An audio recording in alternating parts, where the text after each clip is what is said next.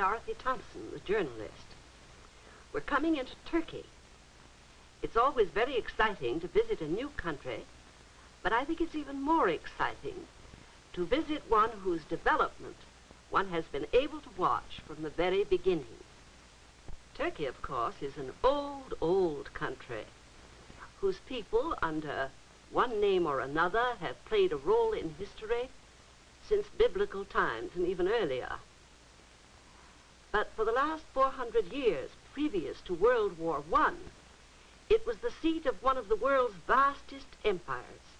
Its sultans headed an empire that took tribute from European kings, that ruled large areas of Eastern Europe, even at one time part of the Russian Ukraine, and ruled the whole of the Eastern Mediterranean. All that was lost in World War I, in which the Ottoman Empire fought on the side of the Germans and was defeated. Thank you. The boundaries of today's Turkey, now, as always, with one foot in Europe and one in Asia, are the boundaries of the Turkish people, the frontiers of the Turkish nation.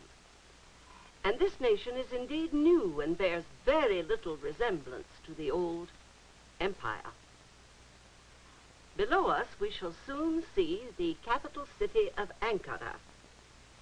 But in that barren place, a revolutionary group of soldiers and patriots, led by one of the most remarkable men of this century, set up a government independent of Istanbul. Ankara won over Istanbul under the leadership of General Mustafa Kemal Pasha, whom the Turks today call Atatürk, the father of his country. Those winding waters trying to nourish barren plateaus, that stony, treeless landscape, was once characteristic of Ankara itself. Now, this is Ankara, not the capital of an oriental despotism, however glamorous, but a modern western city with a beautiful, spacious park, sports stadium, public library, hospitals, apartment buildings, a homemade tree-shaded lake dedicated to the nation's youth. And the trees, people said no one could grow trees in Ankara. The will and spirit of the new Turkey planted and nourished 1 million trees.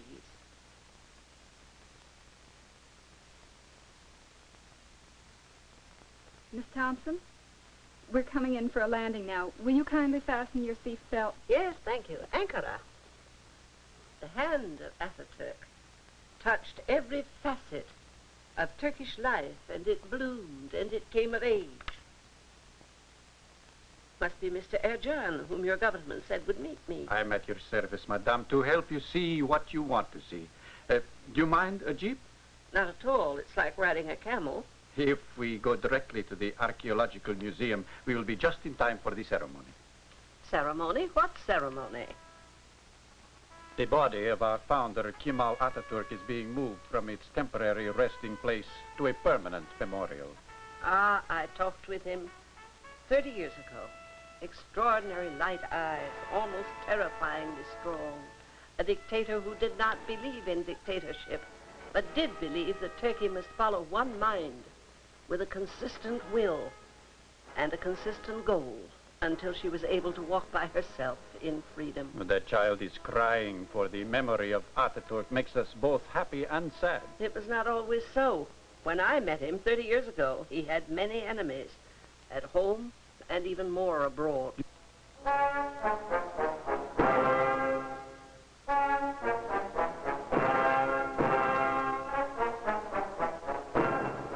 That's Atatürk's sister and President Celal Bayar and İsmet İnönü, Turkey's first president after Atatürk. Yes, I remember him.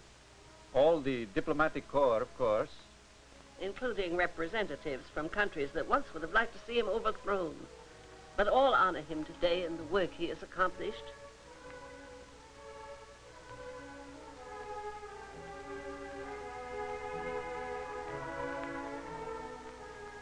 How how much the women of Turkey owe to Ataturk, for he championed all their rights of equality with men. The memorial suits him. Massive and austere. Built by pennies from the pockets of every Turk. When Ataturk died, the mantle of leadership fell on the shoulders of İsmet İnönü. And today Celal Bayar also follows the blueprints of our first architects of Turkey. Yes, today's leaders have developed Turkey economically and industrially, even beyond the visions of Ataturk. Is that how you remember him? The statue, yes, but no stone or bronze could record his formidable vitality. But it's an excellent likeness. His memorial is in all our lives every day. His reforms, Western architecture, Western concepts of economic life, a modern pattern of living. Broad boulevards, a planned city.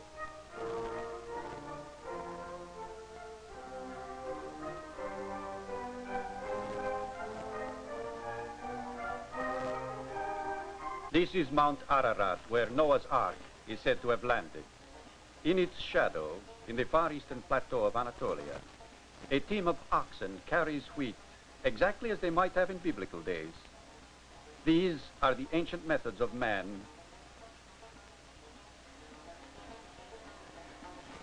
Hand-wrought iron sickles. This is the old way. In some farms, an ingenious mechanical reaper Cyrus McCormick would have been proud of. 4 blades, 4 horses, 4 men.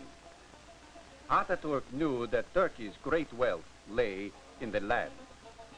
To improve agriculture, he encouraged any measure to preserve the farmer's individuality and raise his standard of living. But Ataturk did not live to see these giant harvesters rolling across Turkish farms. Efficient, modern, time and labor saving. One machine doing the work of a score of men. Threshing, separating, pouring out a flood of wheat. Trucks hauling the grain from many fields, piling it high. The machine cleaning any chaff that remains, sorting into various grades.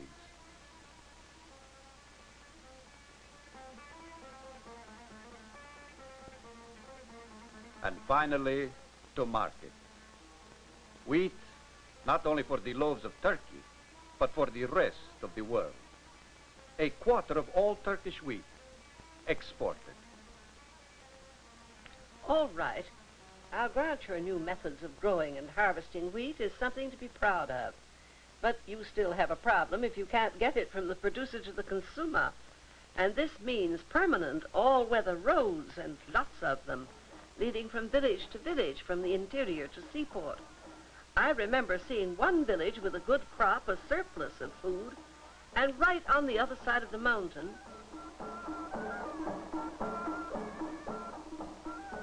there was a serious shortage. Miss Thompson, even the last 10 years have seen changes that are almost unbelievable. In 1947, we didn't have 1 mile of machine-maintained all-weather highway. Today, we have over 12,000 miles. This is how it happened. These mountains have looked down for centuries as conquerors passed. They've been a barrier to the Romans, the Assyrians, the Persians. Now, man is cutting through these ageless barricades. For Ataturk knew that communications were vital. New roads, the answer. But who was it that lent a hand when it was needed? You as technical assistants in Point 4. American and Turkish engineers. Working side by side, Mr. Ercan. Heavy road building equipment is rushed to where it is needed. The badge of friendly cooperation and assistance. The best in modern mechanical road making. There are many steps to laying a road. The crushed base rock must be graded. Asphalt poured and spread. And then more stone, built up layer by layer, until the new all-weather roads are as tough as concrete. Yes, Kemal Atatürk would have been very proud to see the end of the road he began. To know that today it's 5 to 10 times cheaper to ship goods than it was in his day. And it gets there 25 times faster.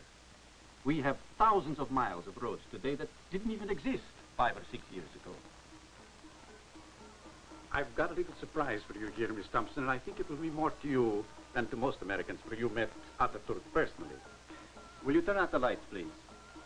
This is an actual historic movie of Atatürk and his adopted daughter, whom he taught himself. She seems happy at the prospect of learning, doesn't she? Mm. There it is. A blackboard, a piece of chalk, and a new alphabet. That's exactly how Atatürk taught an entire nation. As a child must go to school until he's at least 15 years old. And when I first came to Turkey, less than 15% of the people could read or write. They love coming to school in their neat black aprons. Another example of the friendly cooperation between America and Turkey. Now, that truck's from the United States Information Service, isn't it? Yes, and our children gather around the driver to listen to his tales of wonderful faraway places and see his movies. Children, of course, like anything new, especially if it combines schoolwork with fun. Learning by seeing for yourself is the modern way. Learning by thinking for yourself, and learning by doing. These boys at the agricultural and mechanical school are discovering the secret of the combustion engine by making one work themselves. One of the goals of all students, Miss Thompson,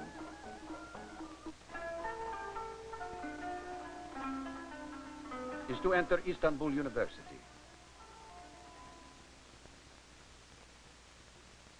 These fortunate young men and women are a few of the thousands enrolled each year.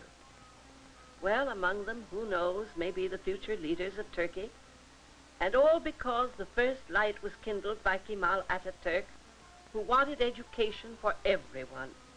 He had the brightest youngsters placed in village schools, where they were given free education if after they'd learned, they'd return home to the village to pass on the knowledge they'd received. In fact, each one, teach one, returning to teach in his own village, like this one. Over that hill is Russia, Turkey's enemy in no less than 11 wars.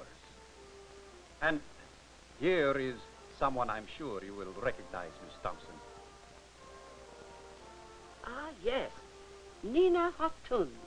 Of course I do. This wonderful old lady is the heroine of the war of 1877. One of our wars against the Russians. Nina is here visiting the monument dedicated to her heroism. Let's see if I remember her story. A Russian regiment had invaded her hometown. Isn't that right? One night, Nina Hatun and a group of Turkish men, women, and even children armed themselves with knives and clubs and sickles, attacked the entire regiment, and destroyed it. Nina is still a favorite of the troops. They call her grandmother of the Third Army. Is that correct, Mr. Ercan? Correct. General Matthew B. Ridgway, when head of NATO, said of her, so many NATO statesmen could learn so much from this brave woman.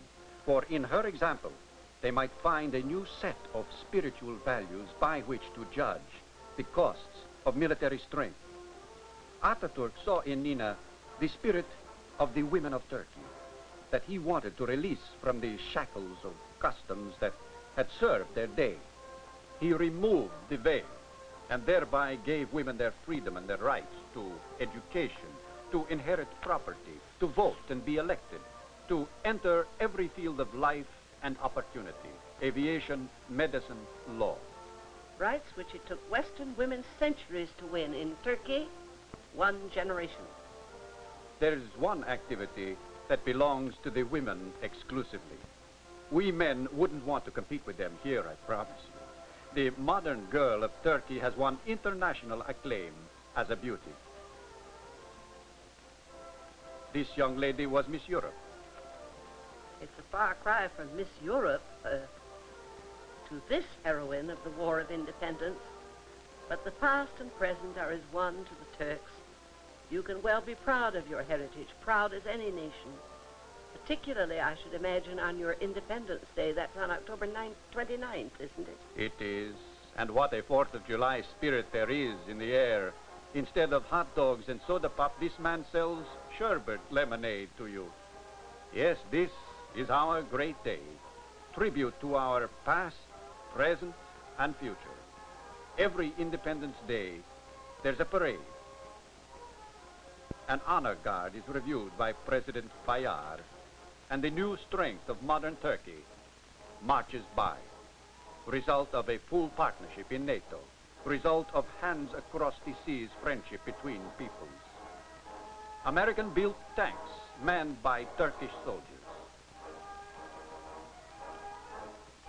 American airplanes flown by Turkish pilots. Not every day, however, is a holiday. But it would almost seem so, Miss Thompson, if you would come with me to an average town marketplace. Here in all the rainbow colors are vegetables and fruits, strange and new, to delight the palate and tingle the senses. Here friends meet, business is transacted, food is bought and sold. Grapes, plums, peppers, melons of a color and size that would make the California grower green with envy. Modern methods to clean our streets. Careful, Miss Thompson. Watch for the lights. Wait.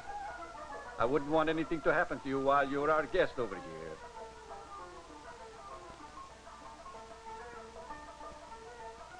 here. A mosque and its minarets tower above the city traffic. The past is blended with the present. The old merges with the new. Every day a street is changed. A new apartment house is being built. The new, everywhere you look, always the new. The center of life, even in our modern Turkey, is another of my countrymen. This gentleman makes pottery. With us, pottery is an important craft. Our kilns are going many months in the year. The jugs are molded by hand and left in the sun to dry. These jugs have the extraordinary quality of being able to keep cool liquids cold. The original thermos bottles. Yes, and we've had them for centuries. This kiln is being loaded, stacked from bottom to top with clay jugs. After they are loaded and sealed,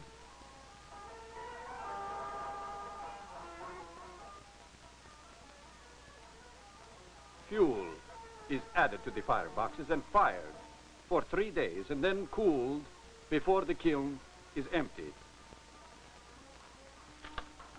One of our handicrafts is also an industry. In central Anatolia, molten copper pours into molds. Next to chrome, it is our second most valuable mineral export. 4/5 of all Turkish copper is shipped and sold abroad. The rest of it goes to craftsmen like these, here in Kazakila Street. We have always had much respect for the artisan who could create with his hands. And in spite of our 20th century existence, the ancient crafts are still proudly continued. And you know, in America, too, there's great respect for fine artisans. Despite all our machines, there's a revival even of crafts, such as home weaving and ceramics. In a good world, there's room for both. Everywhere you go, you will find the individual, his own product, his own business. For that's exactly what Atatürk encouraged, individuality.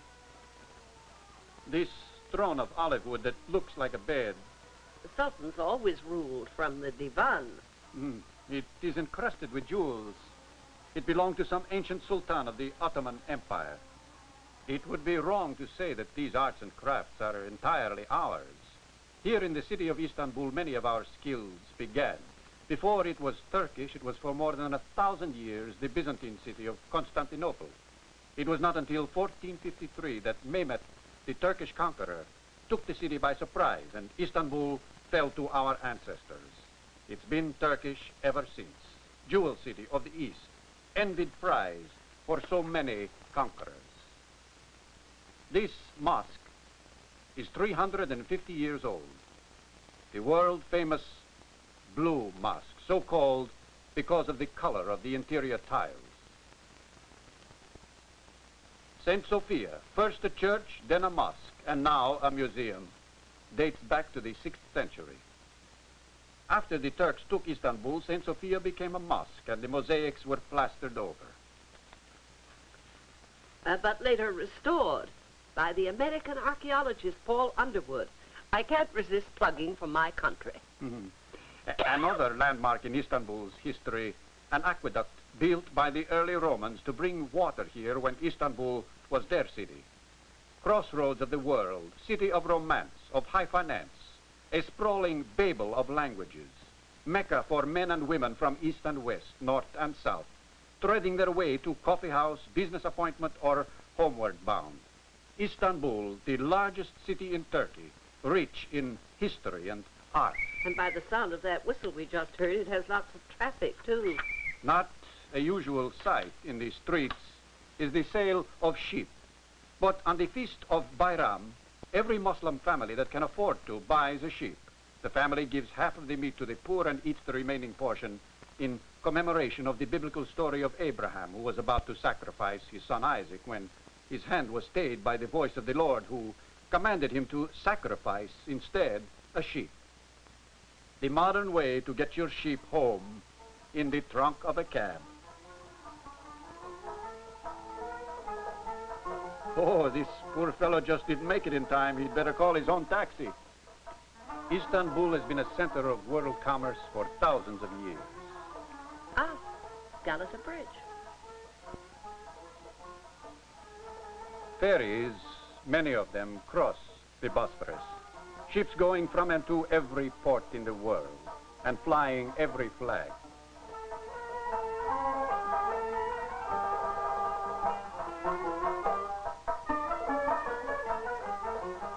Meli Hisari, a fortification which was built by Mehmet II in just 3 months when he was preparing to take the city of Constantinople.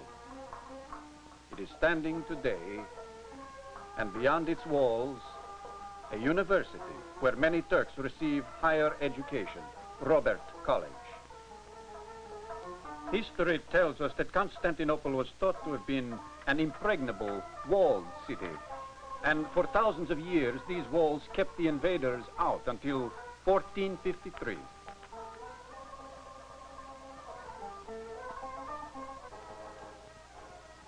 The celebration of that event, recreated 500 years later, is what we see now.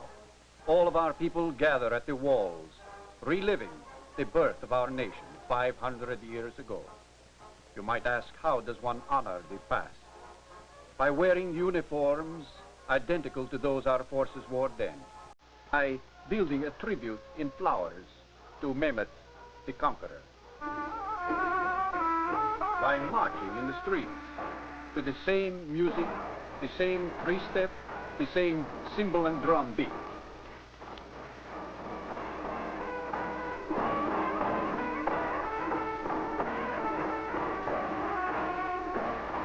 They are wearing the authentic uniforms of the Janissaries, the first non-mercenary army organized in Europe.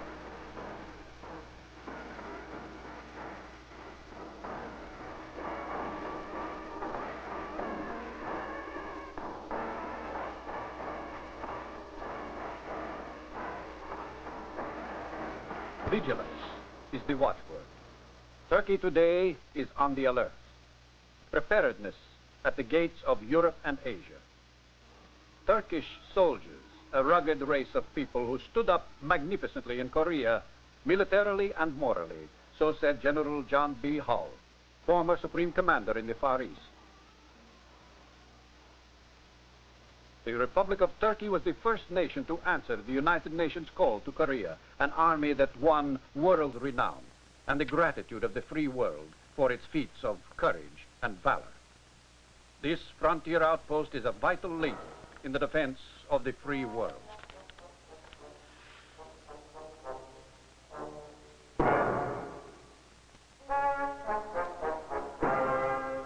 I should like to read you a few words dedicated by Ataturk to the people of his country. He said, "I have known all nations. I have studied them on the battlefield, under fire, in the face of death, when the character of a people is laid open. I swear to you, my people, that the spiritual strength of our nation transcends that of all the world. I will lead my people by the hand along the road until their feet are sure and they know the way. Then they may choose for themselves and rule themselves. Then my work will be done. Those were the words of a dictator who dictated that his people should be free and become competent to be free, down to the last villager, the last humble woman. And his work still goes on. The example is not forgotten, and I, for one, will never forget the gray-eyed, strong-willed, often impatient, often domineering, sometimes even ruthless man, who overrode his reactionary or timorous opponents to unify Turkey and take Turkey into the 20th century. And a man who found time personally to teach a little girl how to read and write.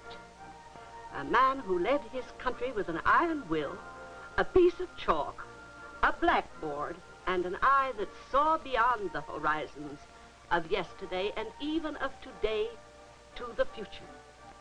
Mustafa Kemal Atatürk, the father of Turkey.